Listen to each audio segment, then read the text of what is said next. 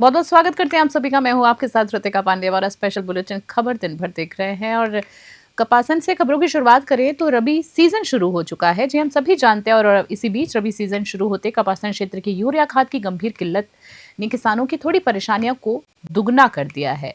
खाद की आपूर्ति समय पर न होने के कारण किसान सुबह से ही लाइनों में खड़े रहने पर मजबूर हैं। किसानों की समस्या ये है कि आपूर्ति कम होने के कारण कई स्थानों पर महिलाओं और बुजुर्गों को और किसानों को घंटों तक इंतजार करना पड़ रहा है। किसान इसके बावजूद उन्हें एक बैग खाद नसीब नहीं हो रहा है। जी हाँ, इतने इंतजार के बाद कहने का मतलब है किसानों को एक बोरी खाद तक नहीं मिल पा रहा है। किसानों का स्पष्ट कहना है कि यह स्थिति जो है सरकार के कुप्रबंधन और प्रशासनिक लापरवाही के कारण बेकाबू हुई है। इसके साथ ही खाद की कालाबाजारी और ऊंचे दामों पर बिक्री की शिकायतें भी लगातार सामने आ रही हैं, जिससे किसानों में गहरा आक्रोश है। खाद संकट भी गंभीरता का विषय बन गया है और इसको देखते हुए स्थानीय कांग्रेस इकाई ने जिला कलेक्टर के नाम एक ज्ञापन सौंपा है। कांग्रेस की बात करें तो कांग्रेस ने खाद संकट पर गंभीर चिंता जताई, तुरंत पर्याप्त मात्रा में यूरिया उपलब्ध कराने की मांग की गई है। वहीं कांग्रेस ने चेतावनी दी है कि यदि समस्या का त्वरित समाधान नहीं हुआ तो किसान और पार्टी कार्यकर्ता सड़क जाम करेंगे, धरना प्रदर्शन करेंगे और उग्र आंदोलन के लिए बाध्य होंगे। कपासन से bureau report.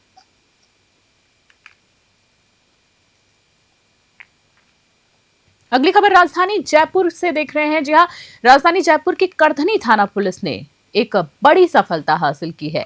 ACP Jhotwara Alok Kumar Saini के सुपरविजन में और थानाधिकारी समाई सिंह के नेतृत्व में कार्रवाई करते हुए गैस सिलेंडर चोर प्रदीप सिंह को गिरफ्तार किया गया है।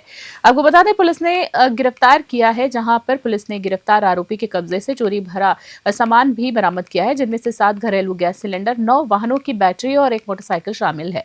पुलिस आरोपी से वन्य वारदातों के संबंध में गहनता से पूछताछ कर रही है। आरोपी को पकड़ने में कांस्टेबल गजानंद और कांस्टेबल बाबूलाल की अहम भूमिका रही है। जयपुर से अलीम खान की खास रिपोर्ट।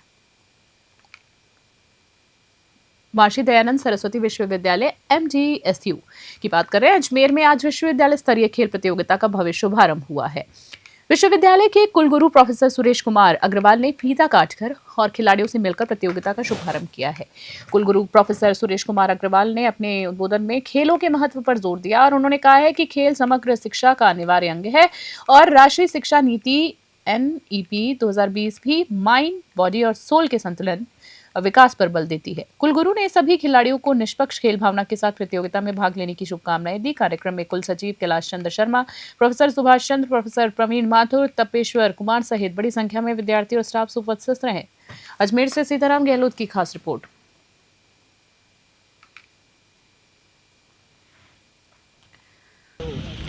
देखिए, ये हमने जय घोष खेलोत्सव की शुरुआत की थी 2 महीने पूर्व और तब से लगातार प्रतियोगिताएं हो रही हैं। इनके माध्यम से मैं यही संदेश देना चाहता हूं, खेल समावेशिता के माध्यम होते हैं, समाज में समता के माध्यम होते हैं, राष्ट्र को आगे ले जाने के माध्यम होते हैं। खेलों के माध्यम से भी राष्ट्र को आगे बढ़ाने की आवश्यकता है। अगर हम आर्थिक विकसित देशों के दृष्टिकोण से देखें तो हम विश्व के तीसरे विकसित देश के रूप में आने वाले हैं, लेकिन खेलों में अभी हमारी उतनी स्पष्ट भूमिका नहीं बनी है। इसलिए ये आग्रह करता हूँ और आशा भी करता हूँ कि हमारे विद्यार्थी इस नज़रिए से अप टू द मार्क होंगे और हम इस संदर्भ में हम भी स्वयं भी बहुत प्रयास करेंगे। विश्वविद्यालय टीम ने सर लगातार प्रयास करके सारे ग्राउंड की स्थिति भी सुधारी है, आगे भी इसको मेंटेनेंस रखा जाए, इस दिशा में क्या कहना चाहिए? इस दिशा में मेंटेनेंस कमेटी है, स्पोर्ट। और भीलवाड़ा जिले के ग्रामीण हाट में आज 5 दिवसीय अमृता हाथ मेले का भव्य शुभारंभ किया गया है। इस बात करें तो इस मेले का उद्देश्य महिलाओं को आत्मनिर्भर बनाने का अवसर प्रदान करना है और उनकी प्रतिभाओं को दर्शाना है। मेले का शुभारंभ जिला कलेक्टर जसमीत सिंह संधू की अध्यक्षता में हुआ। इस अवसर पर उप जिला प्रमुख शंकर लाल गुर्जर ने महिलाओं से आत्मनिर्भर बनने की अपील की। सभी स्टॉल पर डिजिटल पेमेंट की सुविधाएं उपलब्ध कराई गई हैं, जिससे स्वयं सहायता समूह की महिलाओं को अपने उत्पादों को आसानी से बेचने और डिजिटल लेन देन की सीखने में मदद मिले। मेले में बात करें, जी हाँ, मेले में 80 स्वयं सहायता समूह यानी SHGs भाग ले रहे हैं। महिलाओं द्वारा बनाए गए हस्तशिल्प, कपड़े और अन्य उत्पादों के साथ साथ देसी खाने का विशेष आकर्षण रहा है। 5 दिसंबर से 9 दिसंबर के बीच आयोजित होने वाले इस मेले में महिलाओं के लिए प्रतिदिन सेमिनार और सांस्कृतिक कार्यक्रम आयोजित किए जाएंगे। भीलवाड़ा से ब्यूरो रिपोर्ट।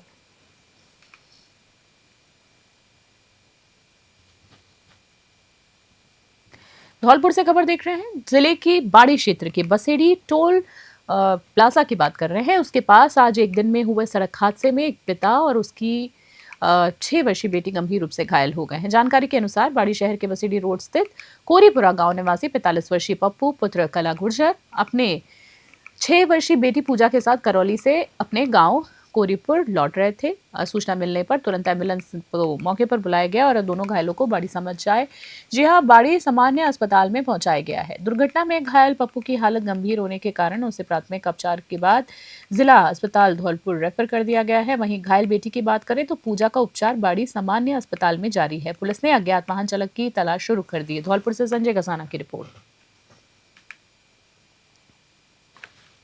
और अगली खबर धौलपुर से फिर से देख रहे हैं एक बार बुलेटिन में। धौलपुर जिले के बाड़ी सामान्य अस्पताल के पैथोलॉजी लैब में कर्मचारियों को जान का खतरा मोल लेकर काम करना पड़ रहा है। जी हां, आपको बता दें, विजुअल में देखिए, लैब की छत से पिछले 1 महीने से लगातार पानी रिस रहा है, जिसकी शिकायत के बावजूद अब तक कोई कार्रवाई नहीं की गई है। वहीं बता दें, लैब प्रभारी चंद्रशेखर पराशर ने बताया है कि उनकी लैब में 9 कर्मचारी तैनात हैं।